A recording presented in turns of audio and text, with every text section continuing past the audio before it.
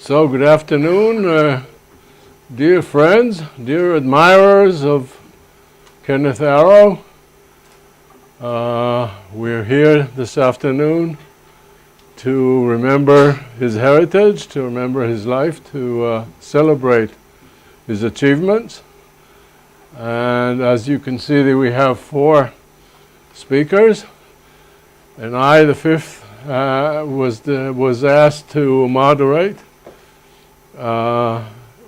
These 4 individuals need no moderation in any sense of the verb to moderate, but somebody's phone is and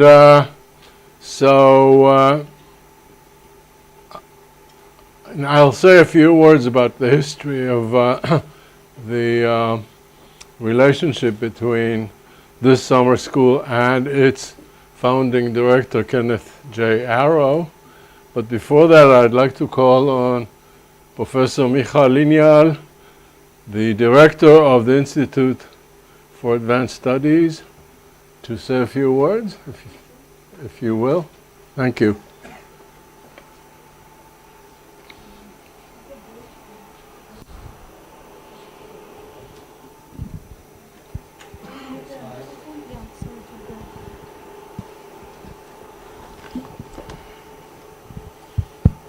Good afternoon, dear colleagues, as you say, admirer, family members, and friends and students. As said, I'm Michal Lineal. I'm the director of the Israel Institute for Advanced Studies, so a small change from 2012. So it's almost 5 years, and time flies when you have fun, indeed. And I'm really honored to share with you a few words on this commemoration ceremony to Ken, the founder of the summer school in economics theory. And I won't say much about the history because you plan to do it, but just to say that when I stepped in exactly about 5 years ago as a director, and I was asked to be the director of the IIS, I didn't know much, and they say, what is the most important things that you can tell me about this place that I knew physically, but I didn't really had a complete picture of what's the essence of it. And I was told that there are few pillars, few really important events that are called advanced school. And I said, well, I know something about advanced school, but they said, forget about everything. The most important one is the world well-known and famous economy theory school. And I was told that even if you are not familiar with any other activities that are going on in the Institute for Advanced Study, at the time that was the name, this is what you should know. And the founder was Ken Arrow. And by that, they didn't have to say more. And I said, okay, I didn't know that much at that time about Ken. And I must say that I realized, I digged in the history, and I realized that actually he was our general director for 18 years. It's unbelievable, from 1999 till 2008. And Ken acted as a general director, and actually more important than the general director is the fact that he really built a tradition that I must say, if I can jump to now, to the 28th school, that the tradition is carried out, we talked about it, that is carried out by Eric and others, Eric Maskin and others, and it's really going on the steps of Ken. So I want just to say that it was maybe not that surprisingly, I just realized that immediately after you started, took the torch and continue this tradition at 2008, the name of the school was the Economics of Kenneth Arrow, which I think fulfill more than one school, if I can just say, which is very nice. So again, when I started, I met for the first time Ken just before introducing myself to the school, which was the first time that I was acting as a director here. I went to the internet and learned about Kenneth, and I must say that I well, maybe I never saw really the use of wording that was really, I knew that there is a giant here, and we are talking about somebody that is very special. The wording about incredible mind and the most influential economist of the 20th century and so on were there already, and I was saying, okay, I must meet this person and really enjoy something of this. So today, I won't say much more about the school itself, beside just mentioning that it's really, I think, a milestone in next generation economists. I leave it to the expert to say more about it. But instead of talking about the IAS, I want to take a few minutes and tell you something very personal about my few magical moments with Ken, because that's really what I believe at least I gain enormous by learning and knowing Ken Arrow. So it's really just to say that despite all those very big words that we heard about incredible mind and so on, I think some adjectives were missing, and those are the enormous, incredible generosity and openness to young students and young scholars, and I would say also his friendship. So let me just say that the first time that I met him, I was pretty much shocked, because I entered the room and Kenneth was sitting in the first row, taking notes, asking questions, bugging the speakers as if he's a first year PhD student.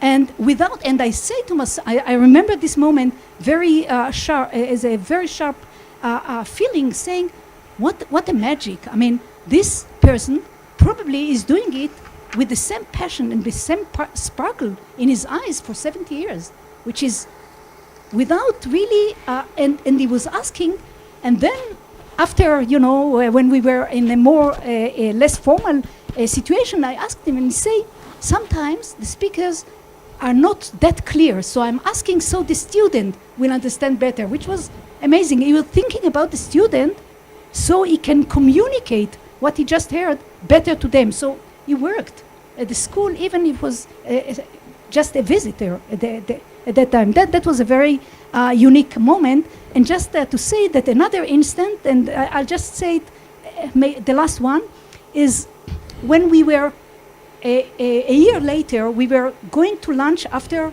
dance morning, like you have here, and there were two Indian students that wanted to take pictures with him, and everybody left, and I was there, and I felt a little bit uneasy because I wanted him to go with the others, and he said, no, let them, and he posed for them from left and right, and then they changed camera, and they took another camera, and they brought a friend, and and he said, no, don't worry, and he stood there, really posing to them and smiling and hugging, and then I asked him a little bit with apology, a feeling, I'm sorry that they hold you back and so on, and he said something that really touched my heart. I mean, he said, this moment can change their future. They could become great economists because of this moment.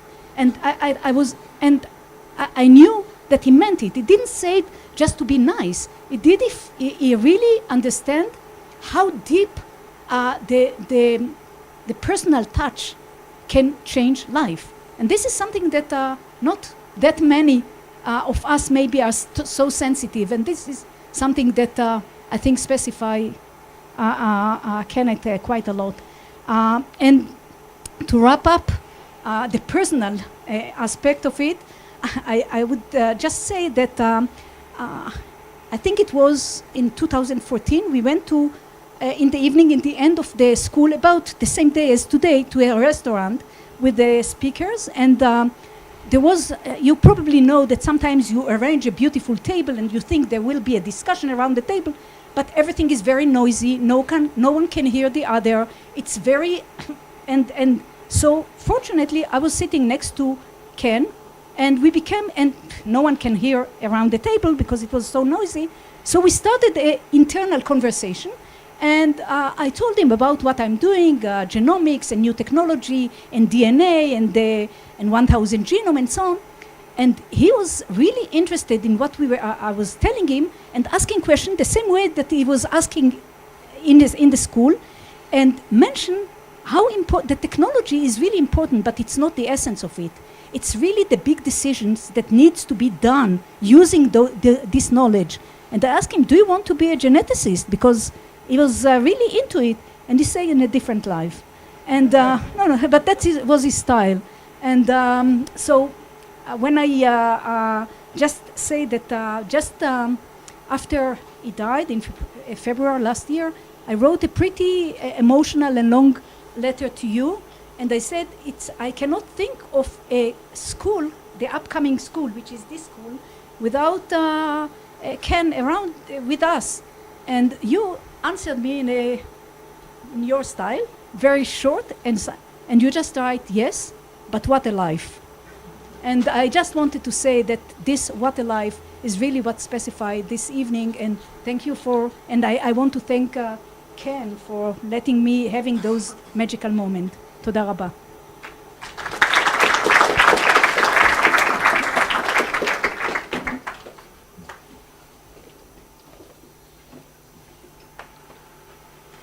So this is the first time in 28 years that we are without Kenneth Arrow here.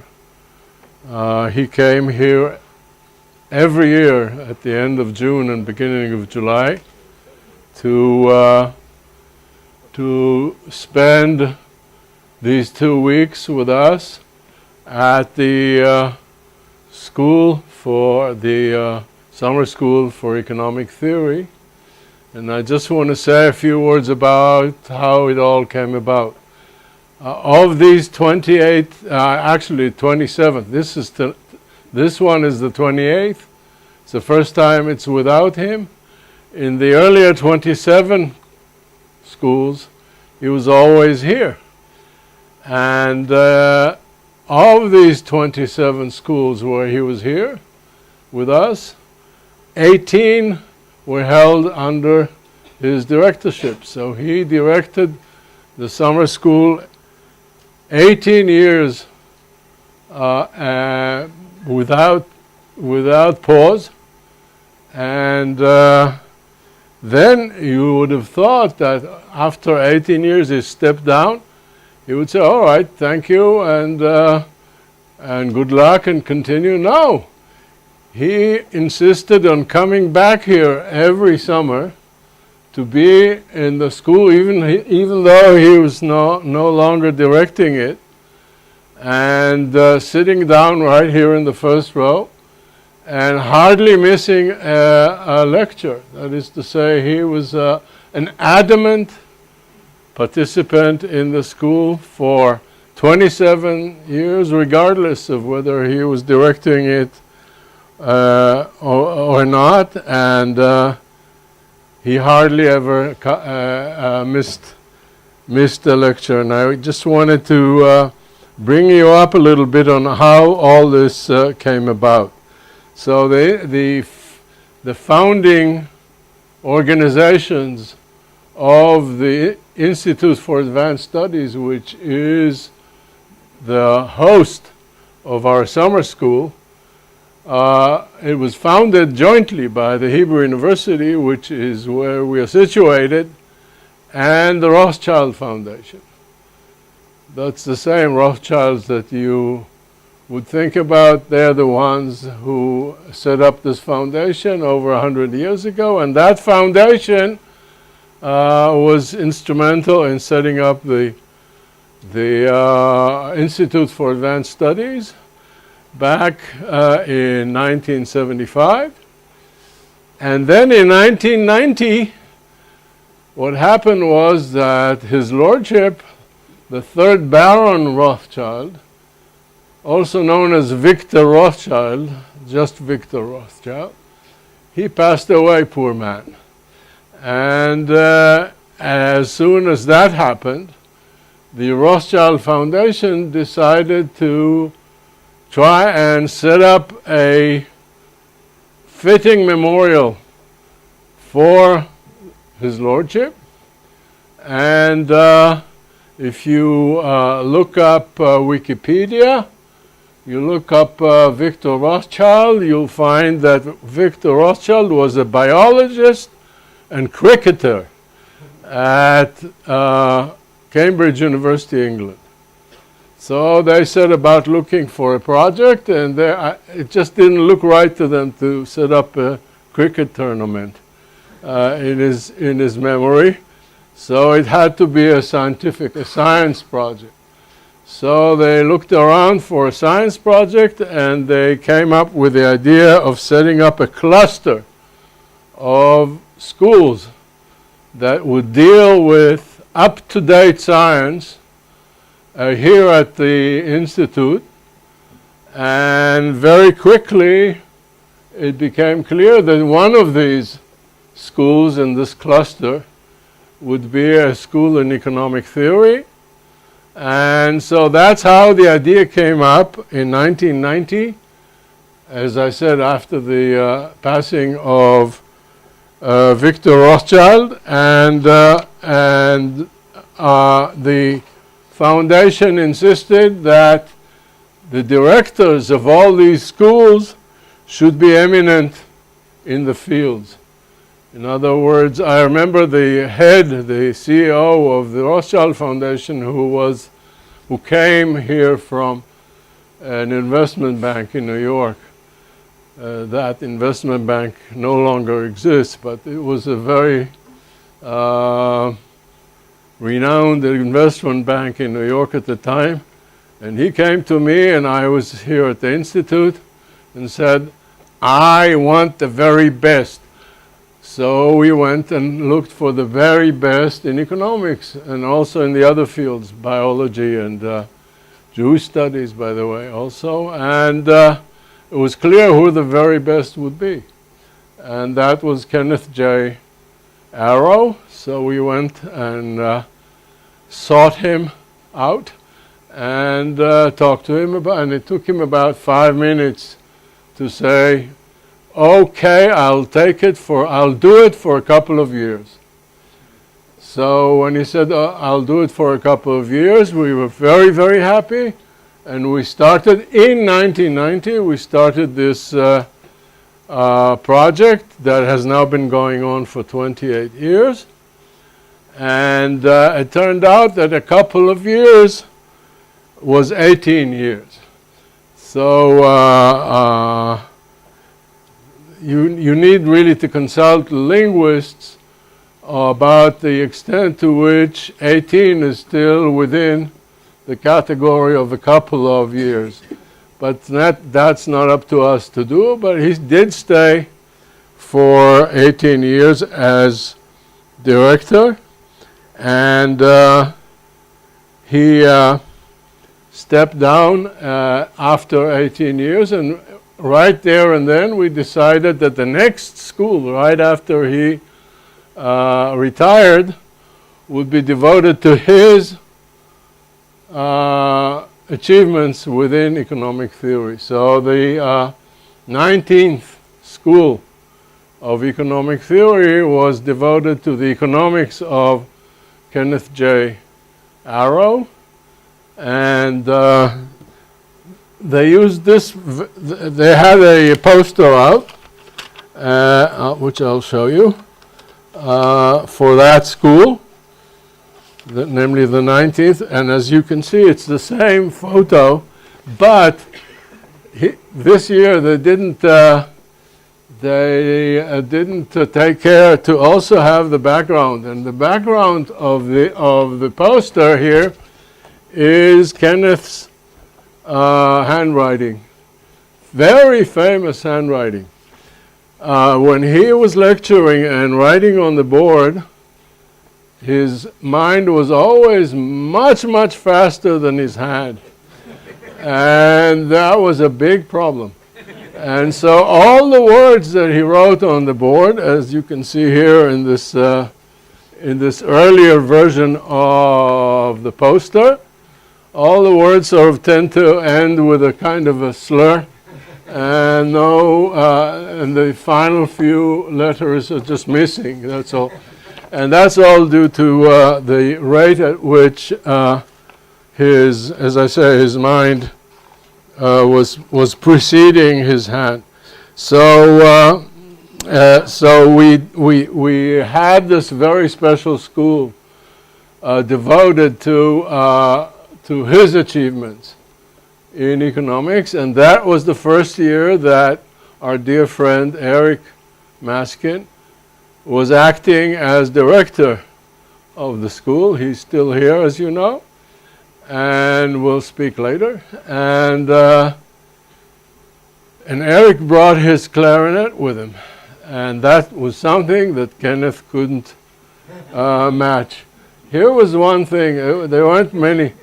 Yeah, there weren't many like this, but that was one. And that was also the first time that Eric held his concert for the school. And that's been going on ever since, as you know. And the concert was held precisely at the same venue that this year's concert was in. This auditorium slash studio at the center, at the Jerusalem Music Center.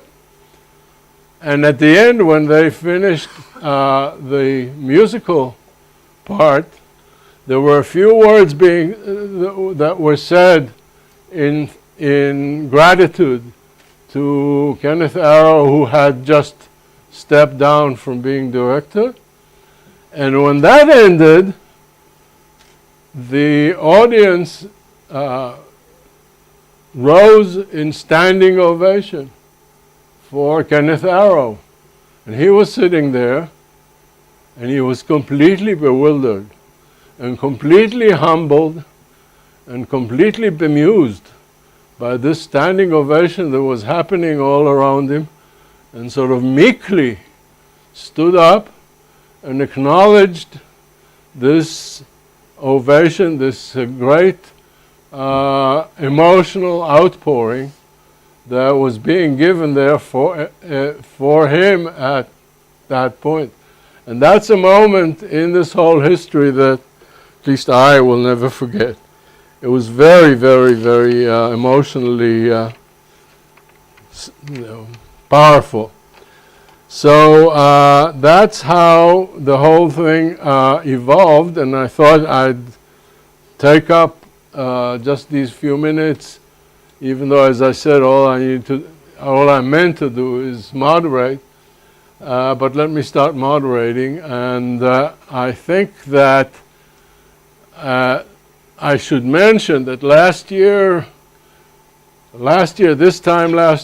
Kenneth was frail, we have to say. And many of us were worried that he should travel all the way to Israel and that he should undertake all this travel to come here, and then in addition sit through the school, the lectures, as he used to always. And so at that point, and since we were worried, and many people were worried, his son David decided to come here and accompany his dad, which we were very, very grateful for. And I think that Kenneth himself was very, very grateful for that. And fortunately, David is here with us today. And I want to express our gratitude once again for all you've done. You're wonderful. And we asked David to say a few words here about Kenneth's ties to this organization and to Jerusalem and to Israel in general. If you wish to do that, please come up.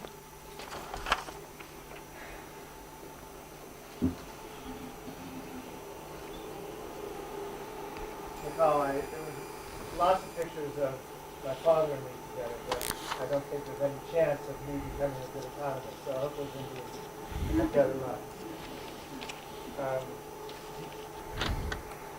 Maybe I don't need it. Do I need it?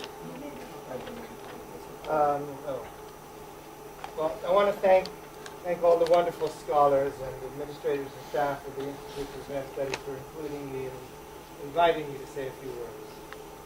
I particularly want to thank Eric and Manny, McCall, and my cousin Larry for their participation, and Professor Stephen Morris, who will be giving tonight's Arrow Lecture.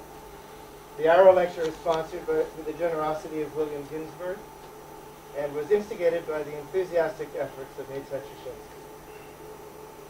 Bill Ginsberg received his PhD under my father at Harvard. He then squandered this education by becoming incredibly successful. It's a little sad for me to be here today without my dad. We enjoyed so many trips to Israel together and as a family. My father loved to travel and to connect with colleagues worldwide. He loved the intellectual exchange of ideas and relished the opportunity to experience different cultures, particularly the different cuisine of those cultures. He had been to every continent on the globe except Antarctica, and that only escaped him because my mother and my aunt vetoed it. But Israel was always special.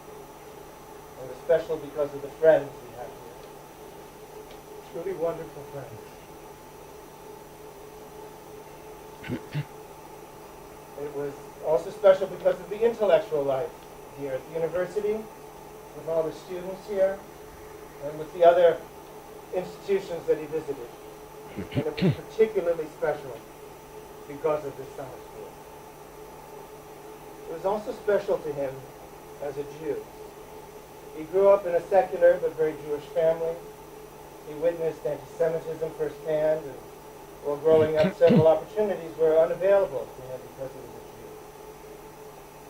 When I was a boy, my parents took me and my brother to see a touring production of Fiddler on the Roof. At the end of the play, when all the characters are leaving the shtetl, some for the New World and some for Palestine, I looked over and I saw that my father was a bit choked up, something I hadn't seen before. And he noticed my concern and explained that this is what happened to his grandparents when they had to leave their homeland, leaving behind a life and friends and family. It was a revelation to me, in part because I had no idea that my great-grandparents were such good singers and dancers, and in part because I saw what a Jewish identity meant to my father. He was an ardent supporter of Jewish causes, and particularly of Israel, quietly when it was prudent, and boisterously when it was needed. He came here continually because it meant so much to him, and because, as I said earlier, of the extraordinary friends and colleagues. So many of these friends and these colleagues became close family friends, visiting my parents' home at Stanford throughout the years. Guests were often treated to coffee and a bagel, and my mom would grill and question them on the current state of Israeli politics. My mom and dad met in Chicago at the Coles Commission, and they had a unique partnership that lasted more than 68 years.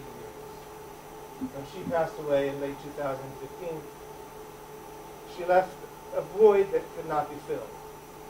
I think it's impossible to say exactly how much my mom's influence had shaped my father's thinking, but I can't help but feel it must have had some effect because of the way she influenced others. His first major publication, Social Choice and Individual Values, is dedicated to my wife, Selma. Israel was an important subject in our home, and we made many trips here, as I said, over the years, often joining my father for the weeks of this summer school.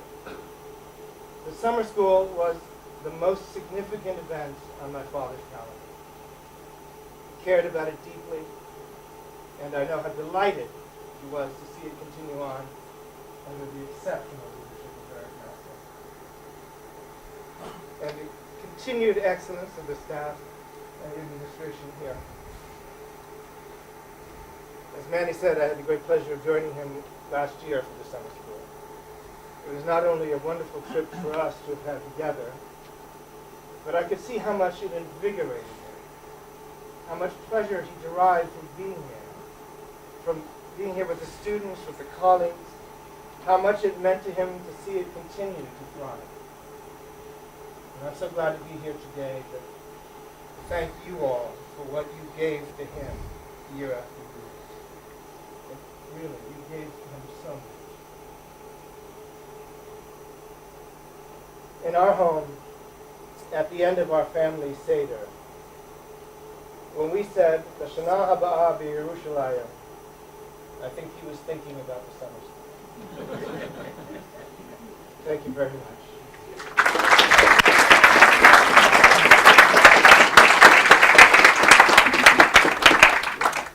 Thank you, David. Thanks very much. So now from son to nephew, from David Arrow to Professor Lawrence Larry Summers.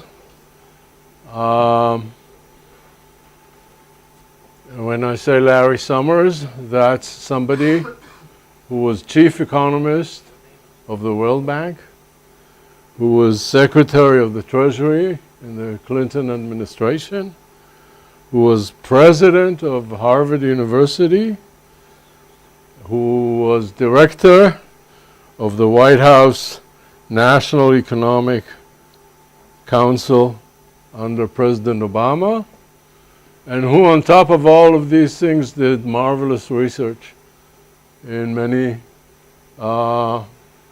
famous papers. So if I were to talk about all that, our time would be up. And instead I'd like to just say, maybe a little bit uneasily, that Larry also had more than his due of criticisms, which, as far as I can see, were due mainly to the fact that the people criticizing him didn't bother to read carefully what he had said. Right? Am I right on this? I think so. And I just wanted to be upfront and mention it, but I think that much of this criticism was undeserved. In any case, I'd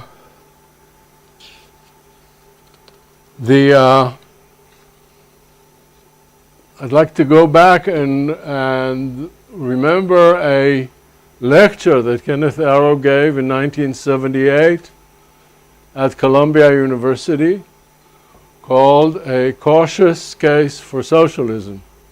That was Kenneth Arrow giving a lecture in 1978 about socialism.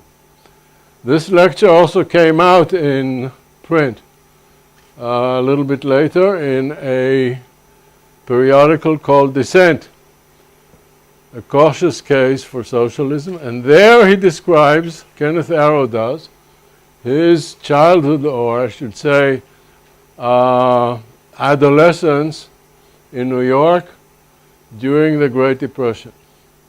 And he mentions how in New York leaflets of the Communist Party would be passed out to passers-by and advocating the cause of the Communist Party. And in the lecture itself, he didn't say what was in those leaflets, but in conversations later on, I asked him, what was in those leaflets? And he said there's all kinds of, he used the word junk, I'm sorry. There was all kinds of junk there, but among the things that were there were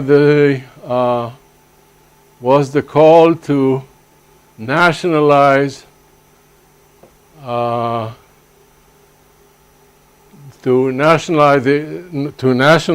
the auto industry of the United States.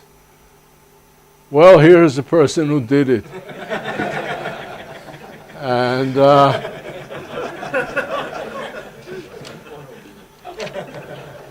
I just wanted to mention that on top of his other accomplishments.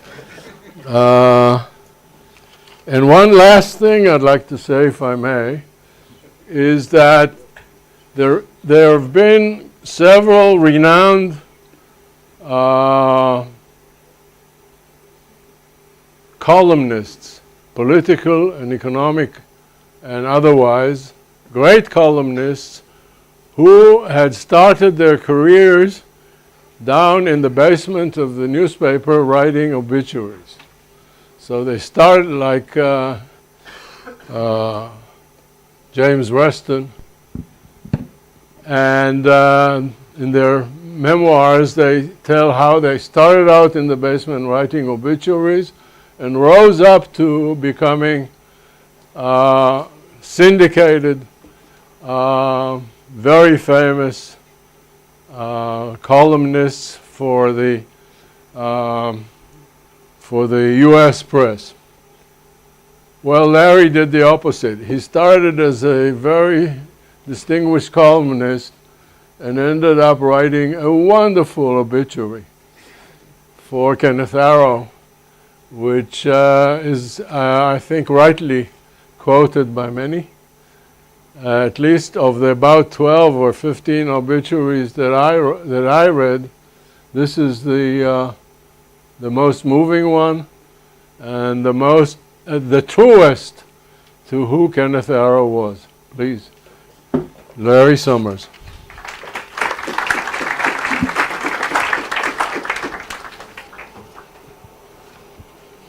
Manny, thank you for those generous words with some unexpected aspects. I have to say that in about April of 2009, one of my daughters visited, and the president was kind enough to say that he would meet her and pose for a photo in the Oval Office. And so we walked down to the Oval Office, and my daughter didn't know quite what to say to the president, so she kind of used a standard conversational gambit for somebody who's come to Washington. Well, how have you liked being new in Washington, Mr. President? The president was a little jolted by the slightly awkward question and said, well, it's been very good, and thanks to your dad, I own not only a car, but a car company. I should say that there are many things I wish for in life. One of them is that I had the capacity for abstraction to follow the typical lecture at this remarkable seminar, which I know has done so much to shape so many careers and that meant so much to Kenneth. I do not need to tell this group of Kenneth's genius. You've all heard the stories of him apparently asleep, waking up to ask exactly the right question in the middle of a seminar. You've all heard the story of the group of assistant professors that were tired of him knowing everything, and so they found an obscure issue of National Geographic on the sounds that dolphins made to communicate with each other, drove the conversation to that topic, figuring this would be a topic that they knew more about than Kenneth, only to have Kenneth explain that the National Geographic had described a superseded theory and that the most recent work in the area explained that what the graduate students, what the assistant professors were saying was wrong. I witnessed on one of our annual Thanksgiving visits of Kenneth to my parents in Philadelphia. We took the kids to see Independence Hall. That's relatively standard. On the ride to Independence Hall, one of those in the car being able to recite the entire Declaration of Independence from memory is not standard, but that's what Kenneth did. Later on that trip, my wife, who's a professor of American poetry at Harvard, found herself in conversation, and they were discussing what Lisa was writing about at that stage, and it was some 19th century American poet. I don't remember who, but at the time, there were, at the time, I did not recognize the name of the poet. So it was not Longfellow or a poet like that. And Kenneth asked Lisa which of the two biographies of the poet she felt had captured that poet better. Those stories could go on. But one wonders, when one thinks about genius, what goes along with it? What human characteristics go along with genius? So I thought I might comment on a few aspects of Kenneth's life that I think were inseparable from, but not the same as his genius. First, Kenneth the child. I didn't know Kenneth, obviously, as a child, but I've heard many stories from my mother. And two features of those stories stand out. One, that for someone so brilliant, he was extraordinarily patient and gentle in teaching his younger siblings about anything they wanted to know, including the moment when his 10-year-old sister, 10-year-old, 5-year younger sister, inquired of Kenneth, what exactly does the phrase make love mean? And Kenneth found a appropriate and judicious answer.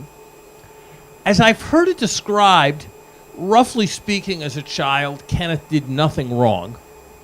And that was good, because there was a problem if you tried to punish Kenneth, which is, how do you punish a child? You send them to their room. Well, there was no activity Kenneth liked better than being in his room reading. Far, far better than trying to play baseball or sitting outside on a hot day. What could be better than sitting in his room and reading? And he read, and he read. Kenneth the teacher. Manny already referred to Kenneth as a teacher. As best I can tell, the only athletic ability at which Kenneth excelled was tossing a piece of chalk in the air and catching it. I had experience when David and Andy were young playing various ball games with Kenneth, and I can reliably report that he was not able to catch a ball thrown from a distance of more than 6 feet. But with chalk, he was excellent. For the right students, Kenneth was as good a teacher as there has ever been. But Kenneth had a real problem as a teacher, which is he didn't really think like the rest of us. And so from his perspective, it was very difficult to understand what students did and did not understand. The story is told, I'm not sure it's true, but it's a good story, that in the year that I was in Kenneth's microeconomic theory graduate course, it was very interesting and very profound, and nobody was in any doubt about the profundity of what we were being exposed to. But there was some group in the class that was having substantial difficulty following exactly what it was that they needed to know. And so a group of students very politely and humbly approached Kenneth and said perhaps he could work at explaining definitions and explaining terms and just being a little more clear so people could follow the lecture. And so at the next lecture, very sweetly and innocently, Kenneth wrote f of x on the board, and he explained, well, f of x means a function. A function is something that maps one variable into another. Now, if I had done something like that, it would have been because I was being sarcastic. If others had done that, it would have been because they were making a point or were frustrated. But from Kenneth's point of view, defining a function and knowing that cross-partial derivatives were equal whichever way you took them were matters of both of total ease and therefore of no apparent difficulty. Kenneth was very generous. Not everything he did in life succeeded.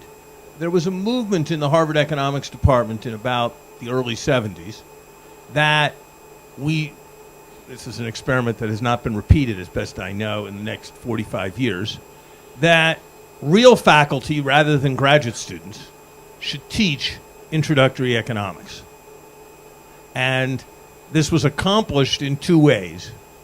One is assistant professors were required to teach introductory economics, and the other is that generous souls were prevailed on.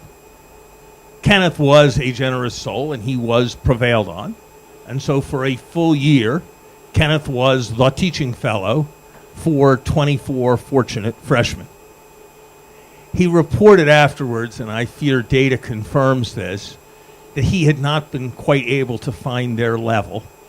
And so of 24 teaching fellows that year, he had been ranked 13th. The experiment was not repeated. Kenneth the professional. You don't become a genius like Kenneth with the kind of insights that Kevin commanded without a certain extraordinary intensity. I remember, and I recounted in the essay Manny referred to, the fall night in 1972 after Kenneth was awarded the Nobel Prize. The other American Nobel Prize winner at that moment, Paul Samuelson, also my uncle, hosted a party for Kenneth and the Cambridge economics community. I was a sophomore in economics at MIT, so was hardly kind of the appropriate company for such an august gathering. But I was a little unique in being related to both the host and the honoree, so I was invited, and I participated as best I could in the conversation. But I have only one enduring impression of that evening, which is that 7 o'clock became 8 o'clock, became 9 o'clock, approached 10 o'clock, and almost everybody left. And Paul and Kenneth were discussing turnpike theorems. Kenneth was discussing aspects of the Pontryagin maximum principle. Paul was discussing how stupid Joan Robinson was. Those of you who are old enough will really get that joke. Eric got it. And they were discussing the turnpike theorem and the maximum principle and the Lagrangian and whatever. And they were discussing the turnpike theorem and the Lagrangian. Marion, Paul's wife, went upstairs.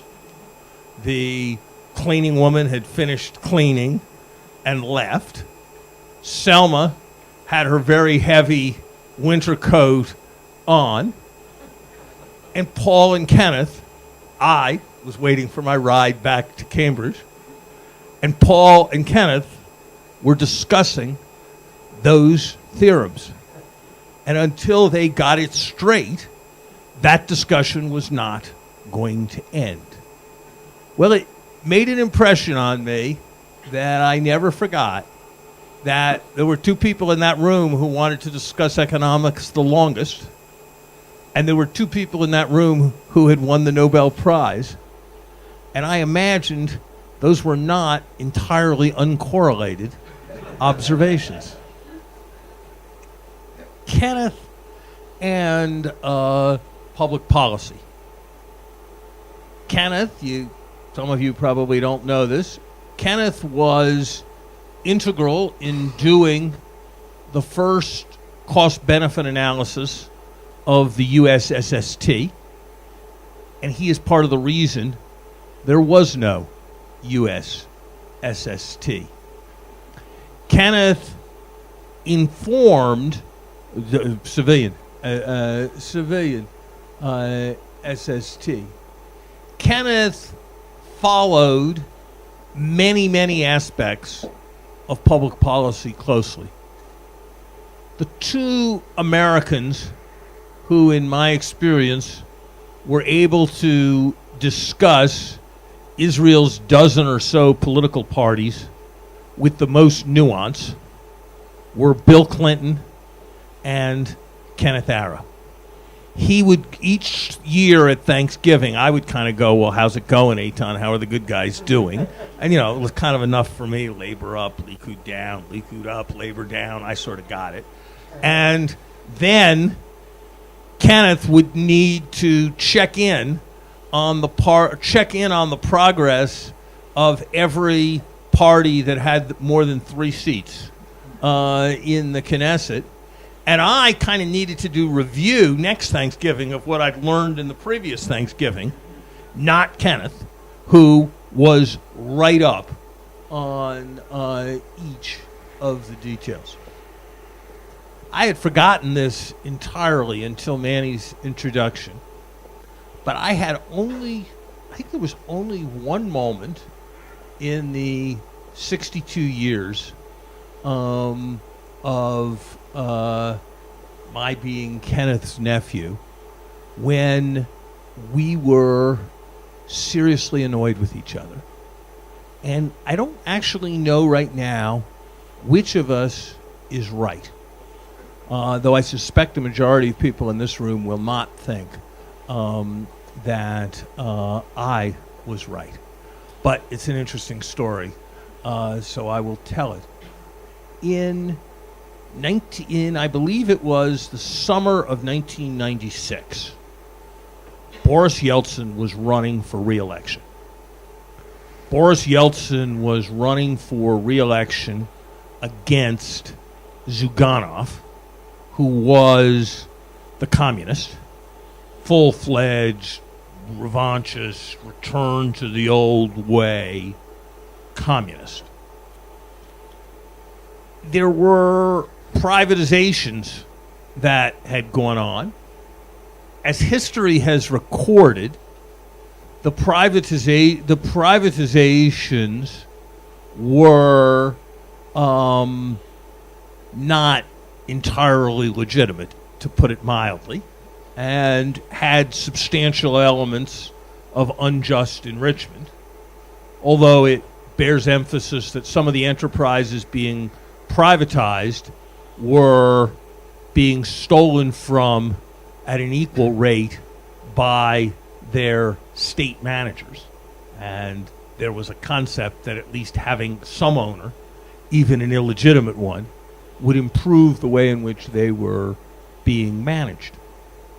The United States government, while not supporting the details of the privatization, was working very hard to support Boris Yeltsin against the communists and to support economic reform against the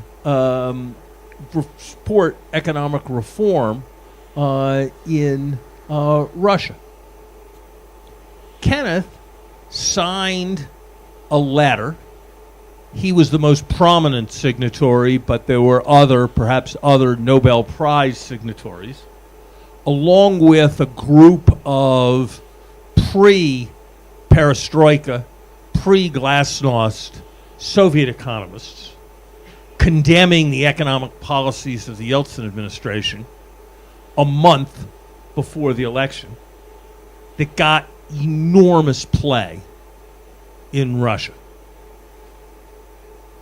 I thought it was an irresponsible and politically naive act. He thought that I was losing my focus on what the right economic policy should be in order to serve the political objective of a government. And my poor mother had to hear my view of Kenneth and Kenneth's view of my views. And I do not know at this late date which of us was more right. But Kenneth maintained a consistent interest in global public policy. When I was involved 5 years ago in a commission on global health, we formed a commission of various former officials, various scholars on global health. And Dean Jameson, who was my former student of Kenneth's, who was my collaborator in this venture, asked whether we should have Kenneth join. And I said, no, the commission, he's 89 years old. The commission's going to meet in Oslo. The commission's going to meet in Addis Ababa. God knows where this commission is going to meet. This is surely not what he wants to be doing at this stage in life. I don't think this really makes sense. And Dean said, really? And then I thought about it, and I decided that consumer sovereignty was a good principle in which Kenneth believed.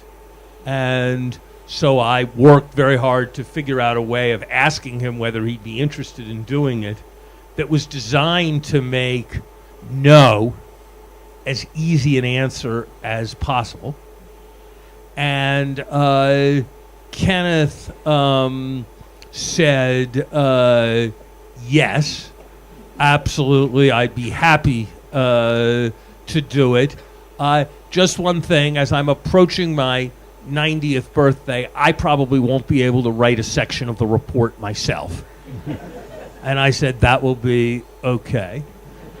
And I can report in a style that I do not think has been passed on to the next generation of academics. Kenneth joined the commission before learning that it would be possible to fly business class to the meetings of the commission. He would have been wholly prepared to fly coach if that is something that had been requested. Kenneth the person. One of the things that was never stopped impressing me about Kenneth was that while he was obviously extraordinary, and he was obviously treated by the people, like the people in this room and so many others, as extraordinary, he never had a sense of himself as extraordinary. I remember many, many years ago, probably 40 years ago, the American Economic Association, for some reason, had its meeting in Atlantic City. After the meeting, Atlantic City is about an hour, maybe an hour and a quarter from Philadelphia. And after the meeting, Kenneth was coming to my parents' house in suburban Philadelphia. Now, there'd be many ways you could do that. Kenneth went to the Atlantic City bus terminal, got on the bus, rode the bus to Philadelphia, and wanted to be picked up at the bus terminal. My mother explained, you did win a fair amount of money. We read in the paper a few years ago. There are taxis, there are limos, there are many Penn faculty who undoubtedly would have been delighted to give you a ride in order to spend an hour with you? Did you really need to take the bus? And he said, oh, really? I guess I could have done those things. I never really thought of anything else. But this was something that ran very deep.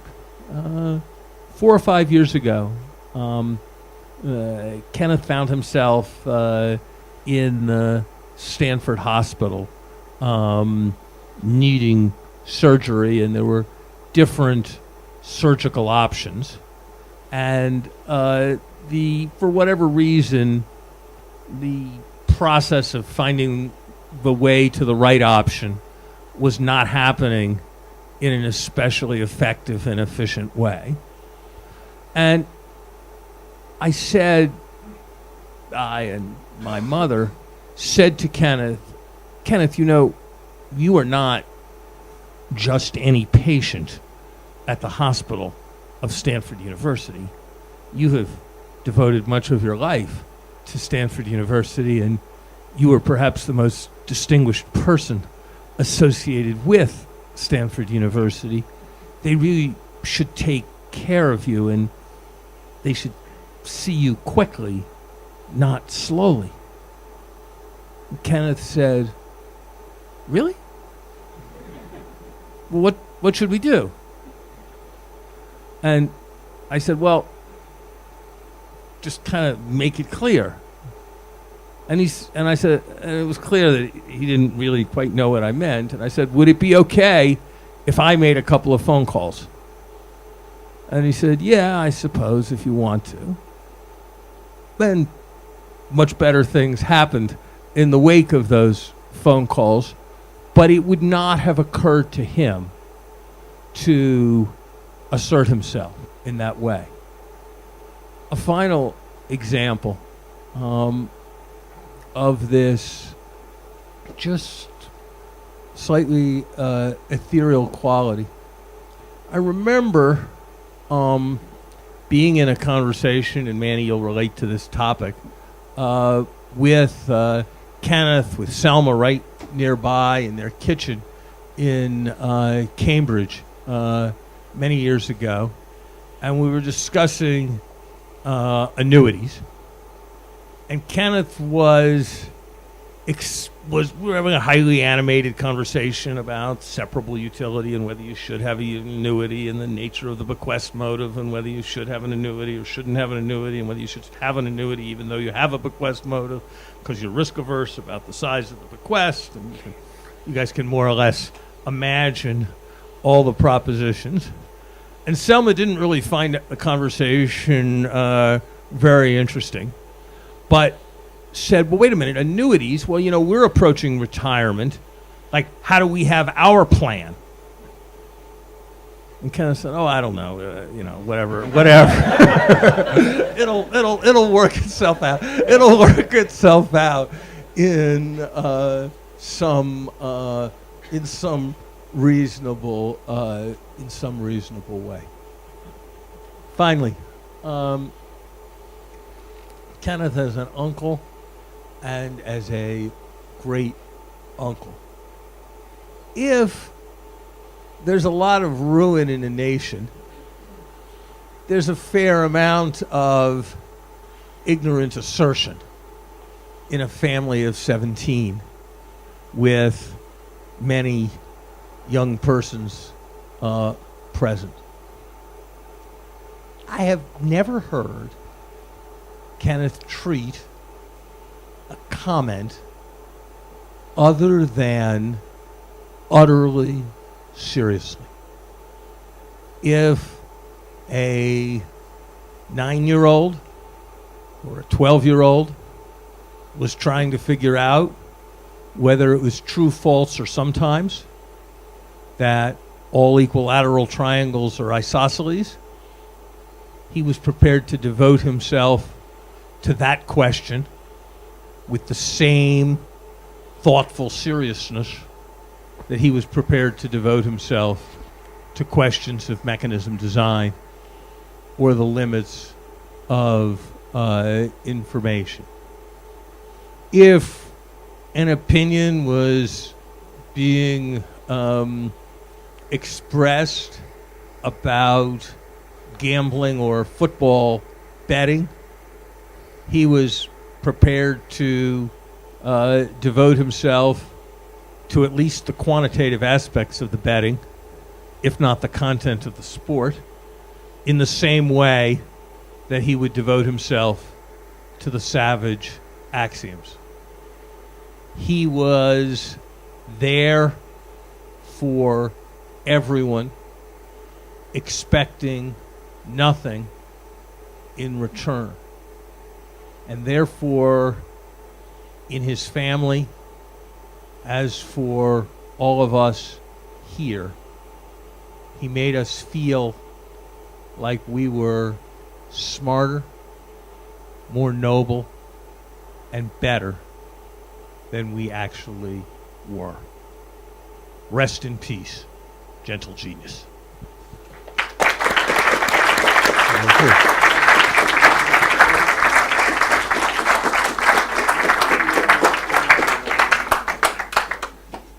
Thank you. That was great. Okay, from son to nephew to disciple.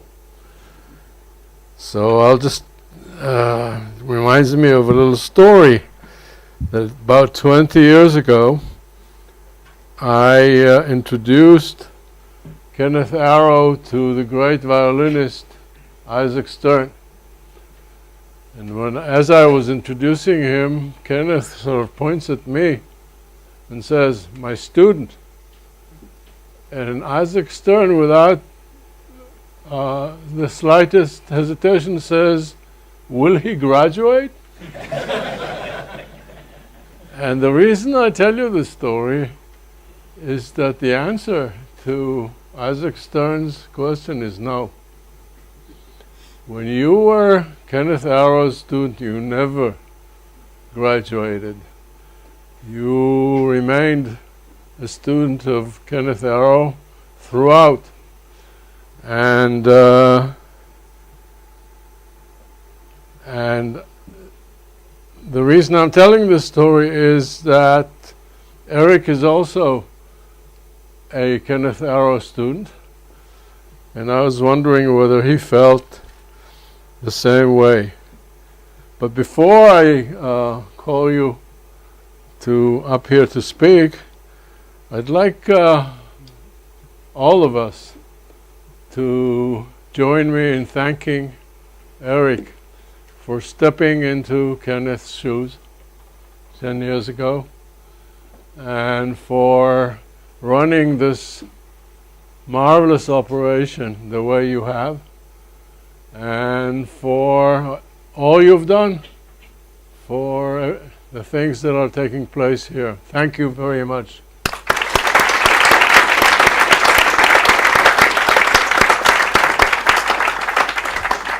Your turn, Eric. So let me is this working?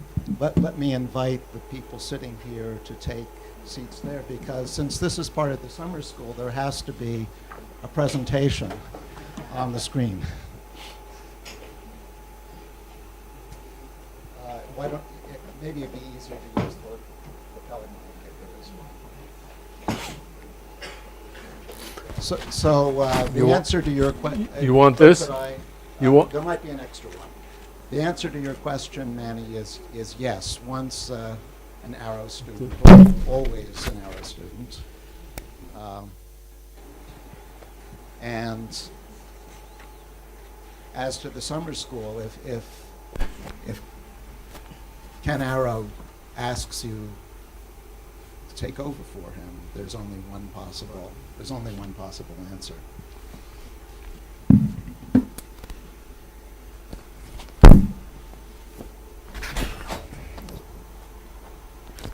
So my assigned task at this event was to tell you about Ken's work, which, as you might imagine, is a slightly daunting task.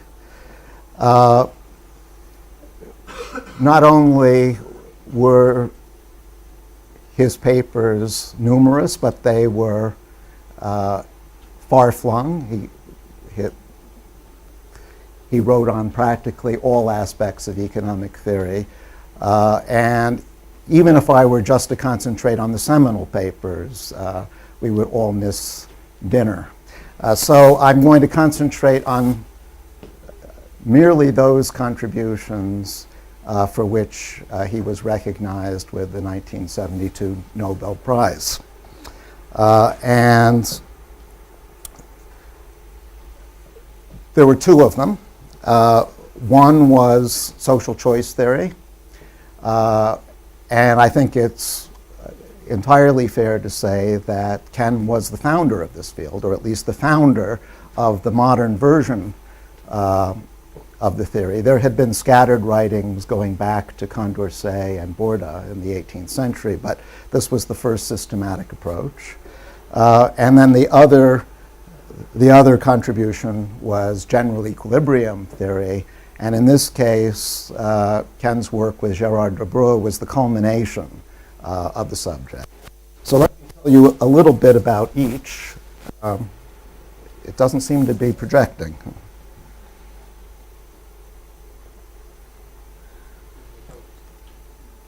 Oh, so it's appearing on the small screens, but not on the big one.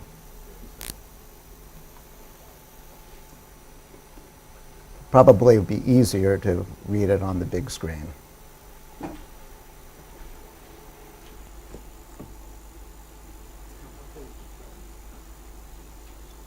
There we go.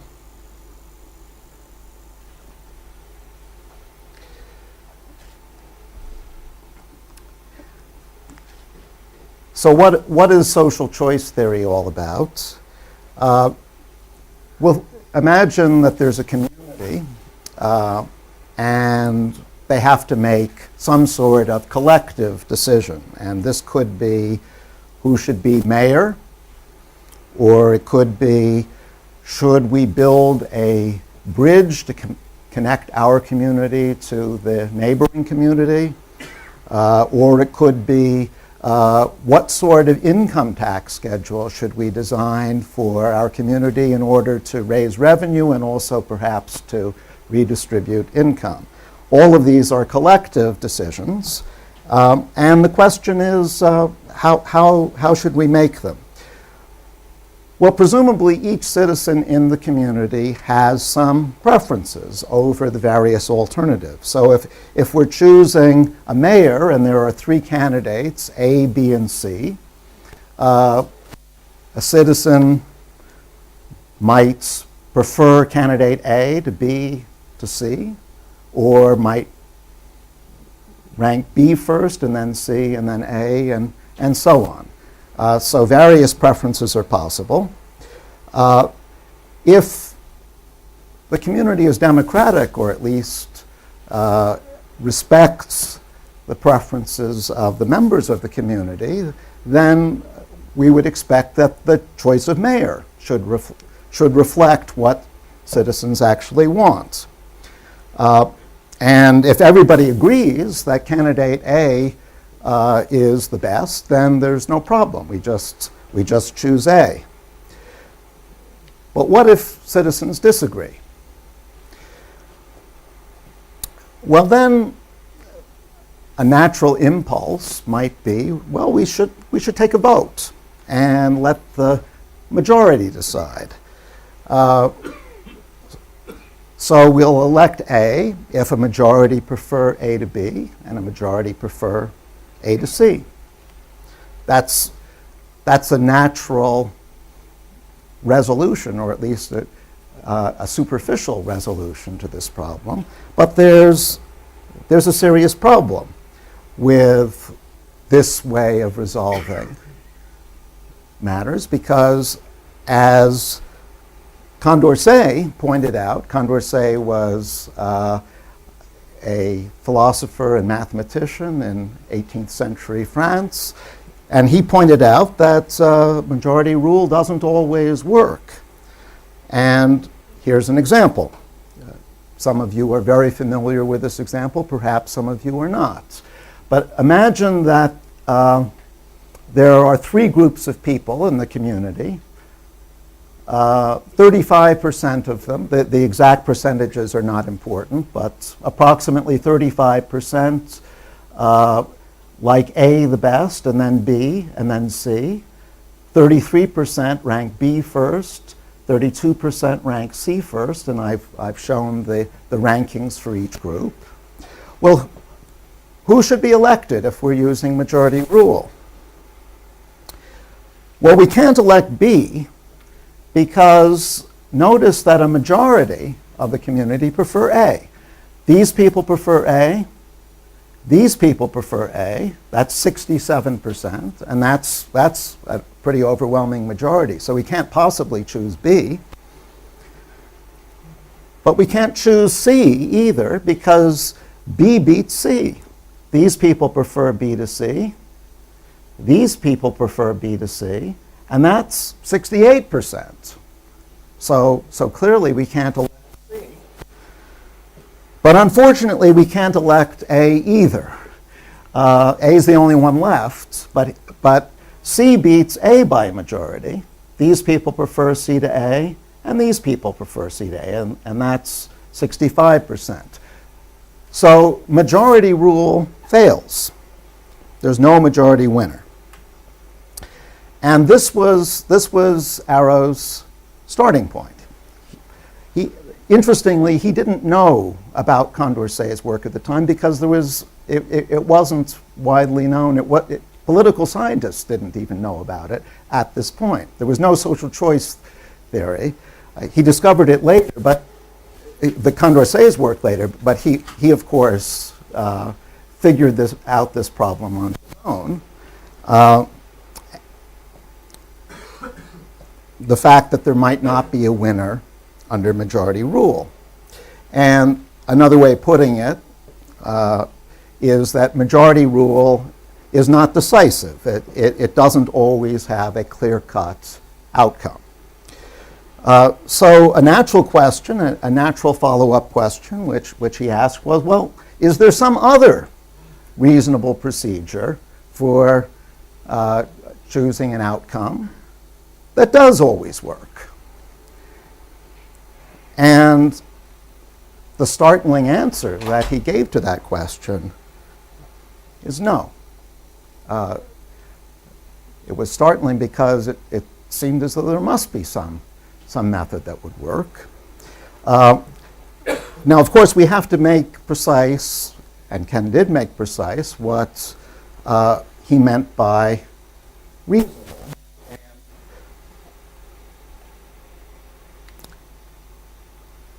Here, slightly modified for expositional reasons are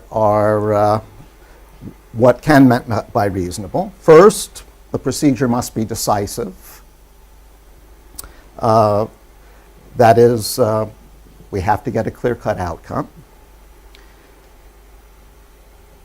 Second, the procedure should respect a consensus.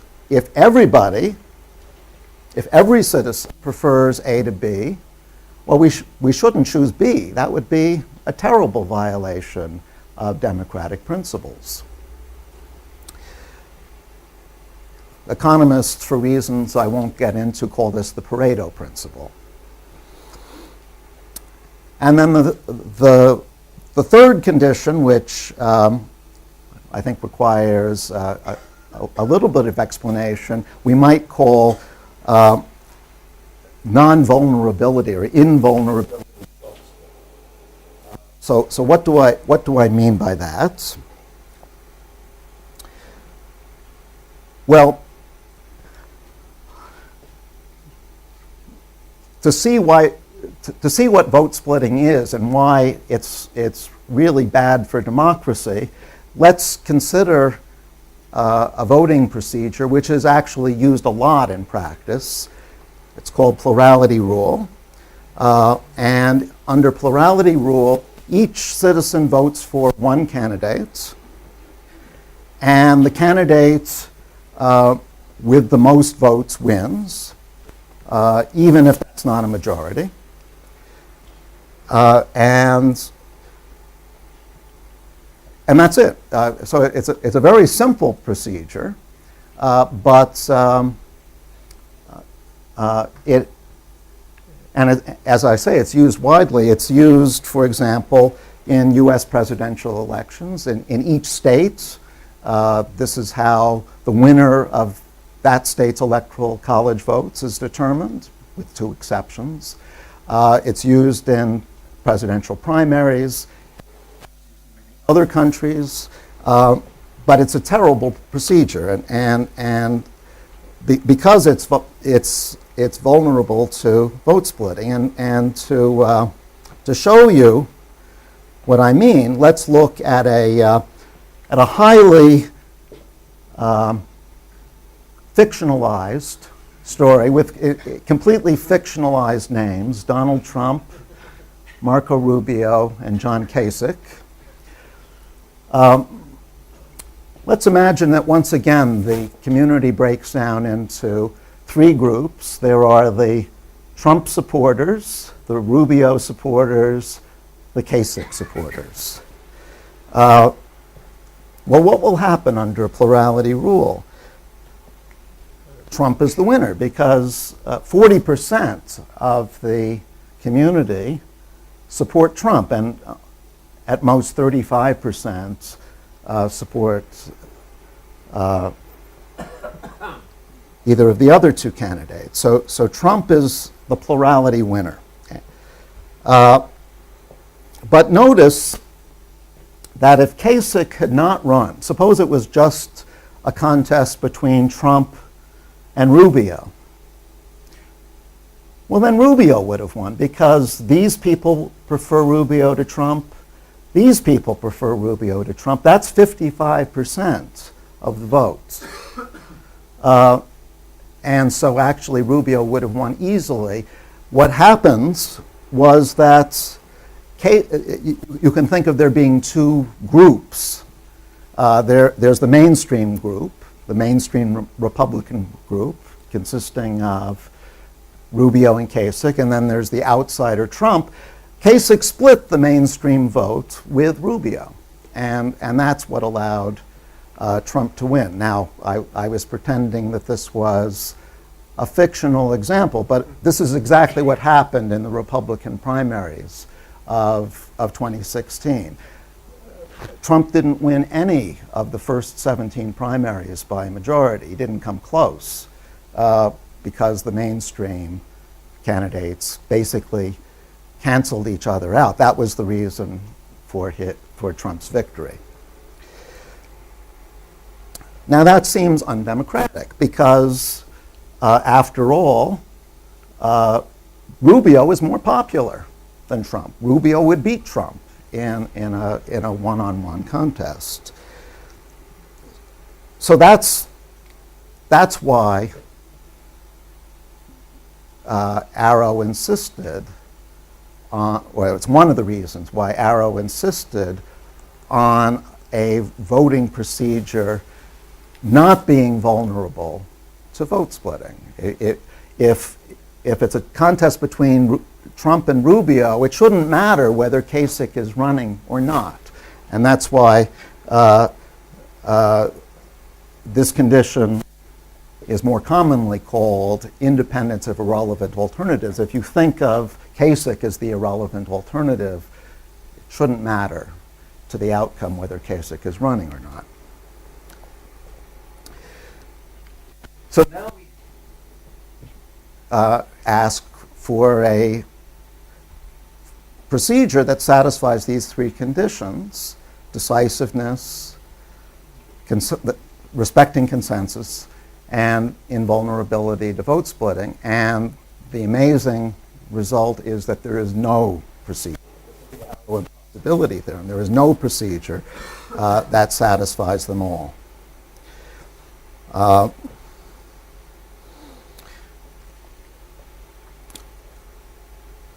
Or actually, to put it more accurately, there is a procedure that satisfies them all, but it's extraordinarily unattractive. It's a dictatorship. It's a procedure in which a single citizen, no matter how many people there are in the community, a single citizen determines everything.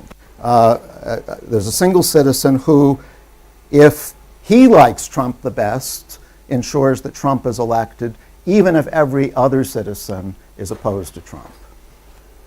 So basically, it's impossible to satisfy all the natural conditions we would like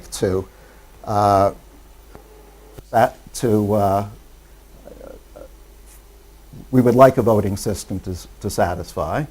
And that's why it's called the impossibility theorem. And it's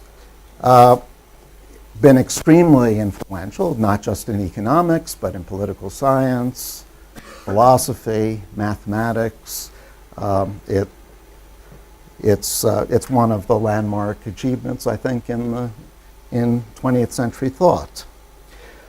Now, that is to say, just because there's no, we shouldn't conclude just because there's no ideal system that there is no room for improvement. Plurality rule, and for that matter, the French system, which is called runoff voting, can be dramatically improved. But that's the subject for another day. What I want to turn to now is that other contribution that was recognized by the 72 prize, and that's general equilibrium theory.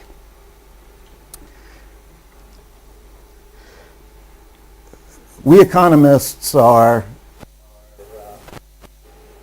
often said to be obsessed with markets. And it is certainly true that we're interested in them, very interested in them, but there's a good reason for that, which is that they perform a remarkable equilibration. They bring supply and demand into alignment in a remarkable way. And to see that, let's think about potatoes. Suppose that there's a blight that wipes out the potato crop, or most of the potato crop in Ireland. What will happen? Well, now the world potato supply has been diminished by a significant amount, or at least 100 years ago it would have been diminished by a significant amount. And with fewer potatoes to go around and consumers still wanting potatoes, we would expect that the price of potatoes is going to be bid up. So that's part of the equilibration. There's a shortage of potatoes, but in the face of this shortage, the price goes up, and now once again, demand and supply are balanced.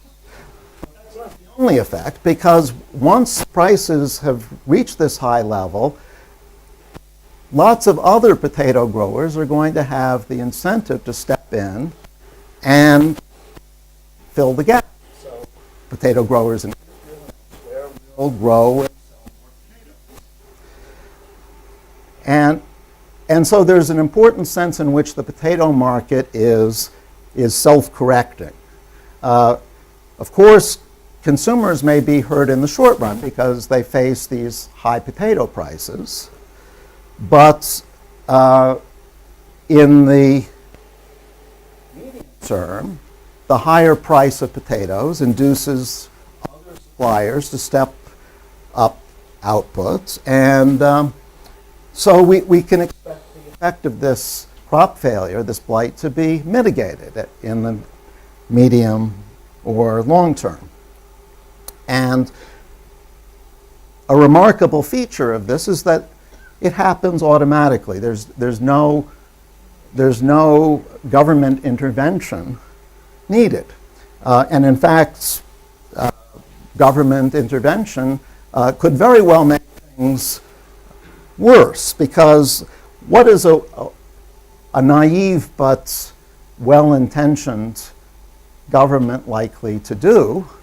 Well, they see this potato price going up. Their inclination is going to be to put a cap on potato prices, or to impose a windfall profit tax on potato growers.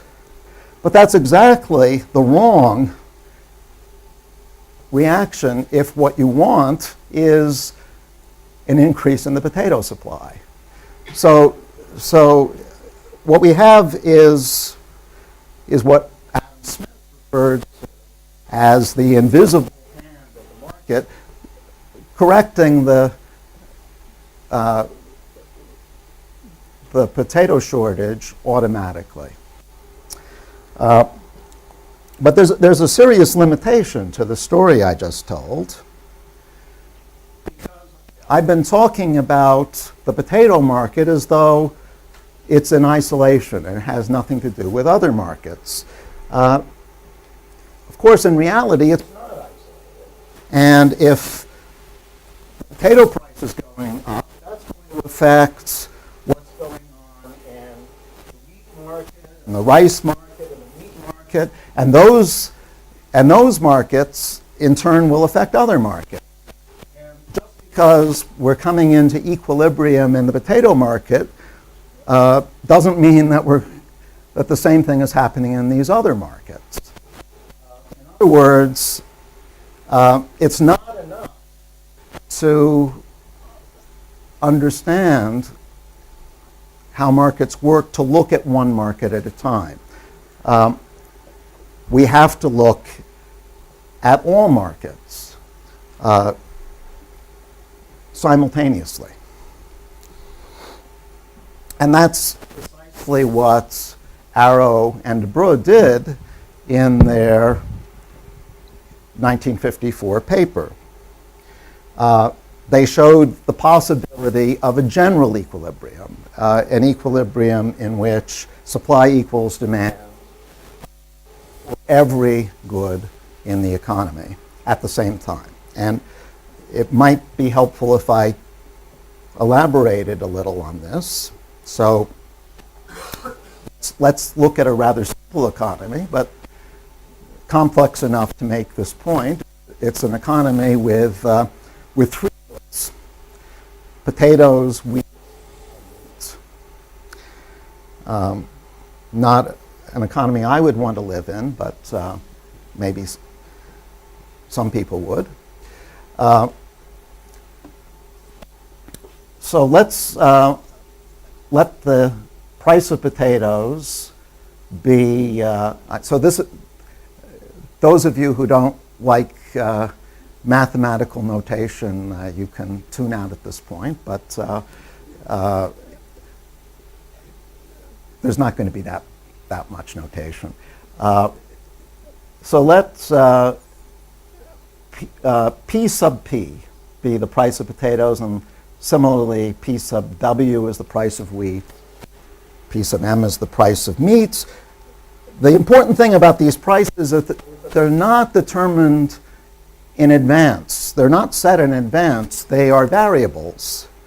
And they are going to be determined by the forces of supply and demand. Now, how do those forces work? Well, let's look at the demand for potatoes and the demand for wheat and the demand for meats. These three quantities are also going to be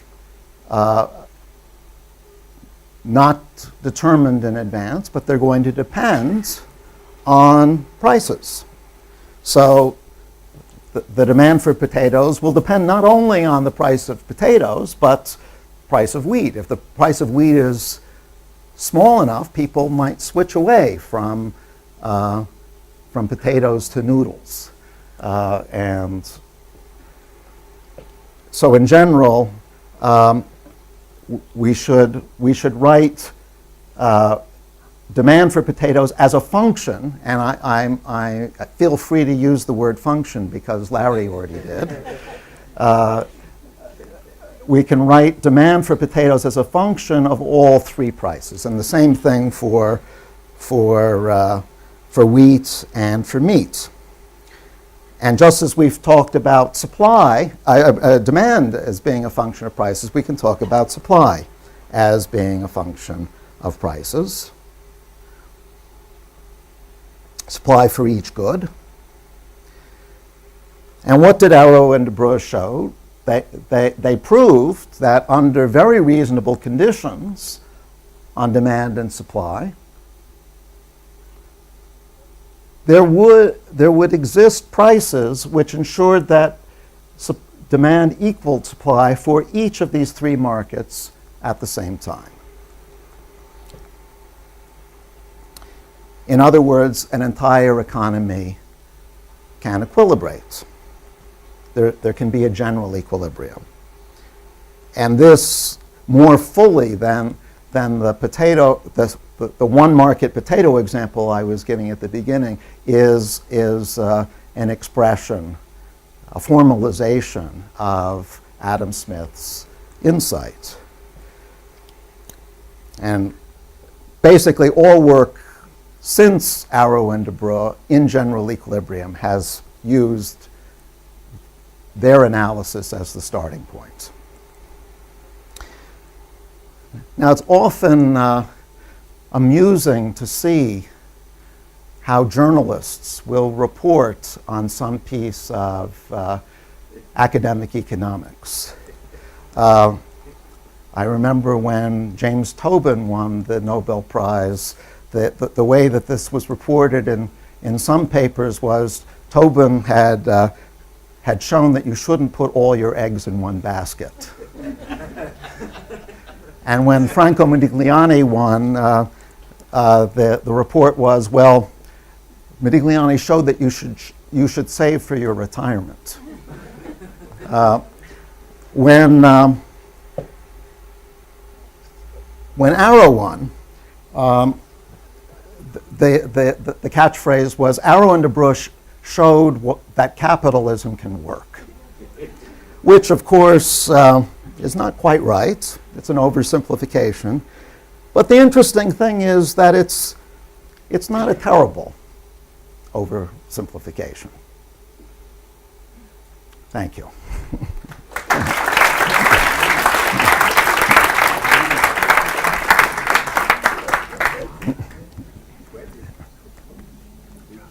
Well, thanks, Eric. And that's all for today. Let's remember Kenneth fondly. Thank you.